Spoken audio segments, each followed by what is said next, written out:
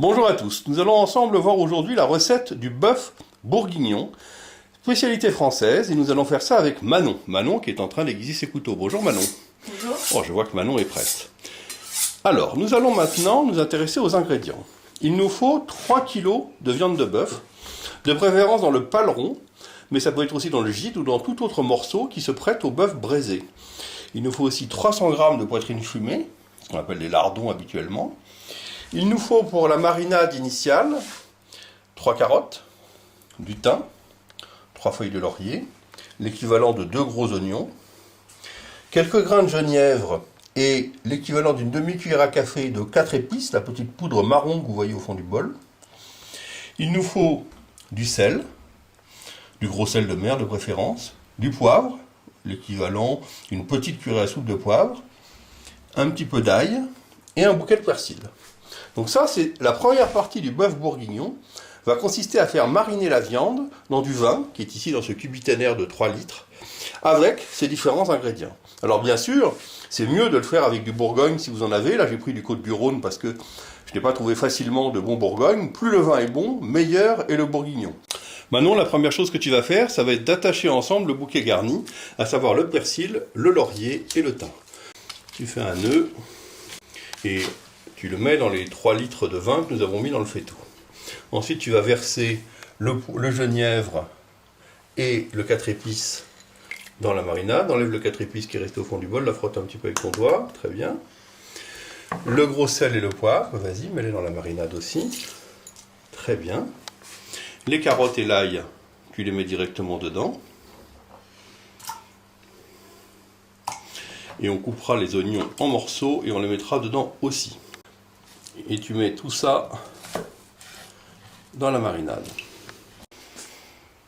Nous allons maintenant débiter la viande en cubes de format à peu près 3 ou 4, plutôt 4 cm sur 4 cm. Donc on a coupé le paleron en tranches et maintenant on va le débiter en morceaux, sachant que les morceaux vont diminuer à peu près de 30 ou 40% de taille après cuisson. Donc ne les faites pas trop petits, ça ne serait pas bon. Très bien Manon, donc on a la marinade, on a coupé les cubes de viande, et maintenant tu peux mettre les cubes de viande dans la marinade. Donc maintenant tu vas me faire des gros lardons avec ces tranches, tu les prends 2 par 2, et tu me découpes l'équivalent de gros lardons. Ouais, très bien, exactement, comme ça. Et voilà un beau petit paquet de lardons que tu peux mettre directement dans la marinade. Vas-y, verse-les. On va mélanger encore un petit peu. Très bien. Donc on a notre bouquet garni, nos épices, notre viande et nos lardons. On va mettre un couvercle et on va laisser ça au frais pendant 6 à 24 heures. Nous reprenons notre recette de bourguignon avec Manon. Prête Manon pour la suite? Oui. Alors, nous avons fait mariner notre bourguignon pendant au moins 6 heures.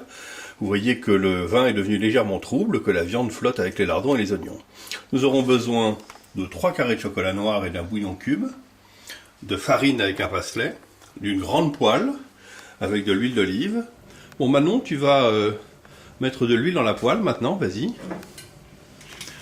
De l'huile d'olive, mais ça peut être de l'huile d'arachide. Mets-en encore, c'est bien, tu peux arrêter. La poêle est chaude, l'huile va chauffer et tu vas verser les lardons qu'on a séparés en égoutant notre préparation. Ils sont bien sûr colorés par le vin. Et tu vas les laisser dorer dans l'huile. Alors comme il y a un petit peu d'eau avec les lardons, ça crépite beaucoup. Il faut bien avoir un tablier parce que ça fait pas mal de projections. Voilà, on met bien tous les lardons dans le bouillon. On laisse le bouquet garni. Alors dans l'huile chaude, maintenant tu vas mettre les morceaux de viande. Alors c'est juste pour saisir la viande, hein. Donc dès que tu l'as mise, tu peux la retourner, voilà, c'est ça. Il ne faut pas qu'elle brûle, il faut qu'elle brunisse, qu'elle blondisse. Tu vas saupoudrer maintenant un petit peu de farine dessus. Voilà, très bien. Pas plus que ça, pas plus. Mais partout, sur tous les morceaux. Mets-en sur tous les morceaux de la farine. Voilà. Très bien. Maintenant tu les retournes de façon à ce que la farine cuise un petit peu.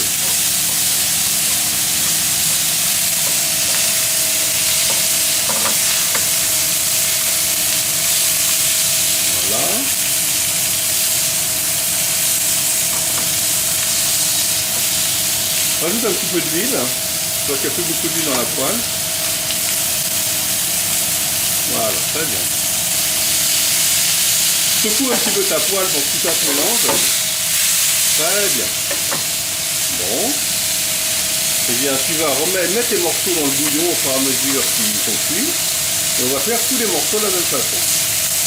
Ah, on a éteint la haute, on s'entend mieux. Alors, Manon, tu as bien travaillé. Donc, on a notre bourguignon avec la viande saisie qui trempe dans la marinade. Alors, ce que tu vas faire, c'est que les carottes qu'on a sorties, tu vas me les couper en rondelles, de façon à ce que ça fasse des morceaux d'1 centimètre de diamètre à peu près. Hein. Voilà, comme ça. Très bien. Alors maintenant, tu vas rajouter les 3 morceaux de chocolat noir et le bouillon cube. C'est du bouillon de bœuf, hein, tout simple.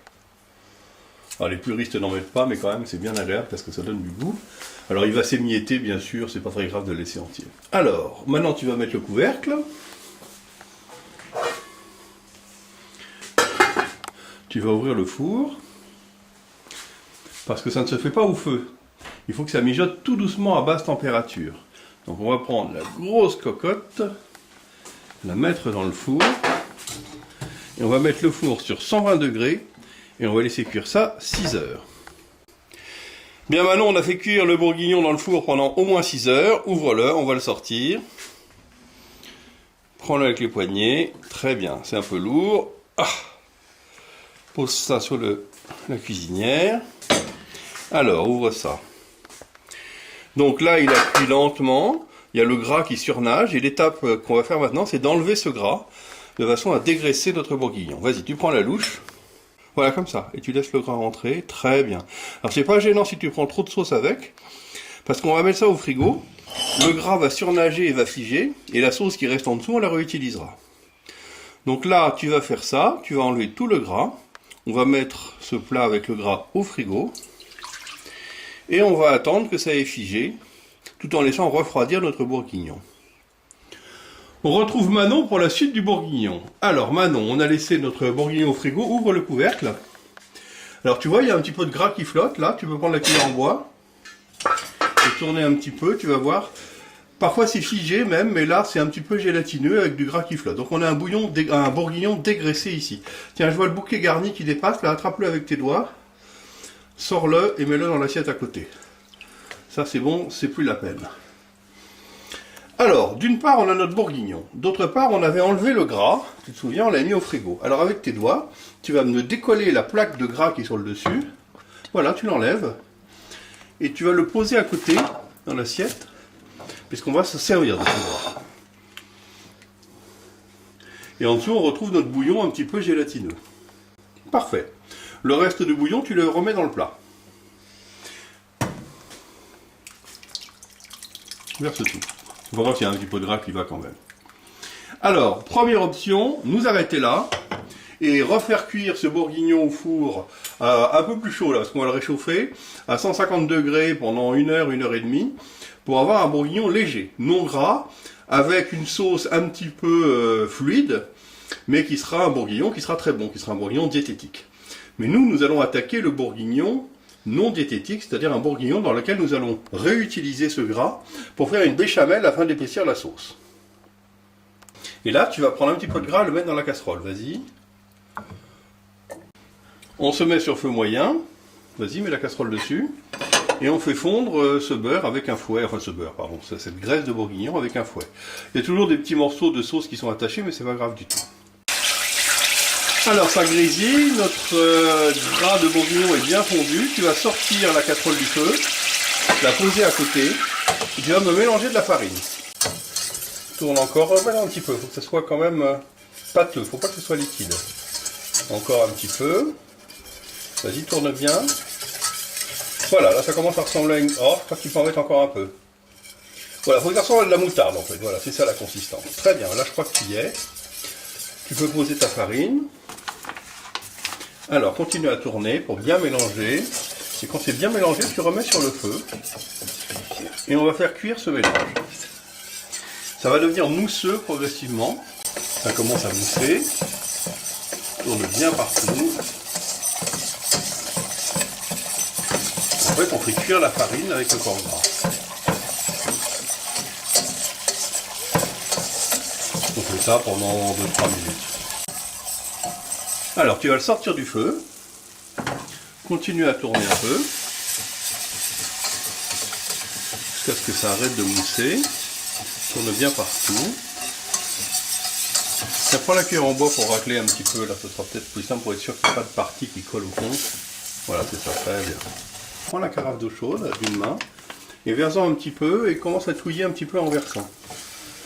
Très bien. Voilà. Bon, tu peux reprendre le fouet maintenant. Donc fouette bien. Et rajoute un petit peu d'eau chaude.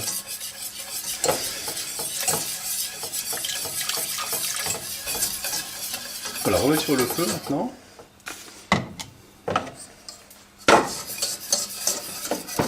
Très bien, maintenant tu tournes bien. En fait, on fait une béchamel, ça va monter progressivement. Alors, ce qu'on va faire, c'est qu'on va rajouter quelques louches de bouillon dedans. En fait, on a mis de l'eau parce que ça fait plus de sauce.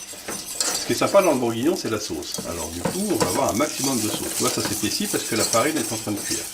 Donc là, on va rajouter du bouillon. Alors, on prend un petit peu de bouillon et on rajoute. Et puis, on continue à touiller.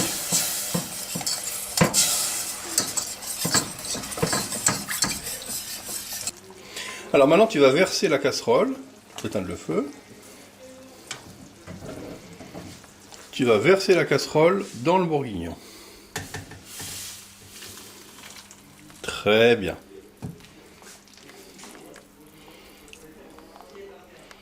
Voilà. Alors l'étape finale, c'est qu'on va remettre le bourguignon sur le feu. On va le faire cuire cette fois-ci au gaz pendant 1 heure à peu près, pour le laisser gentiment clapoter et perdre un petit peu de liquide, un peu s'évaporer. Dernière étape. Le bouillon a beaucoup réduit. Vous voyez que le volume du bouillon a baissé. Et notre bourguignon a une sauce qui est maintenant nappante, épaisse, et qui va pouvoir servir à bien enrober la viande et les pâtes que nous allons cuire. Alors je prends des grosses nouilles, il y a plein de variétés. On va prendre des pâtes trop petites, hein, pas des coquillettes. Ensuite, j'ai préparé quelques croûtons. Alors là, j'en ai fait beaucoup parce que j'ai des amateurs. On va servir l'assiette avec la viande, la sauce, les croûtons pour donner un peu de croquant à la sauce et un petit peu de persil par-dessus. On fait ça tout à l'heure, mais là, on met à cuire les pâtes. Alors maintenant, on a terminé, notre bourguignon a beaucoup réduit. On va maintenant dresser les assiettes. Alors, tu vas prendre une louche de pâte. Très bien. Ensuite, tu vas prendre une louche avec un morceau de viande et de la sauce. Voilà, vous voyez que la sauce est bien nappante. Tu vas mettre une poignée de croûtons. Alors, on a fait des petits croûtons saisis avec un petit mélange d'huile et de beurre. Hein. C'est optionnel, mais ça donne du croquant, c'est très bon. On met encore 2 ou 3. Voilà. Une petite pincée de persil haché. Et alors, le plus, un petit peu de fromage râpé, saupoudré à la fois sur la viande et sur les pâtes. Vas-y. Top, top. Et bien voilà. Donc ce bourguignon est servi. Vous voyez que ça a une assez belle présentation. La sauce est parfaitement nappante. Vous voyez que grâce à notre réduction finale et à l'ajout d'une béchamel faite avec la graisse du pot-au-feu, on a quelque chose qui est sirupeux et qui va permettre de bien napper la viande. Et maintenant je vous dis bon appétit. Merci Manon. Au revoir.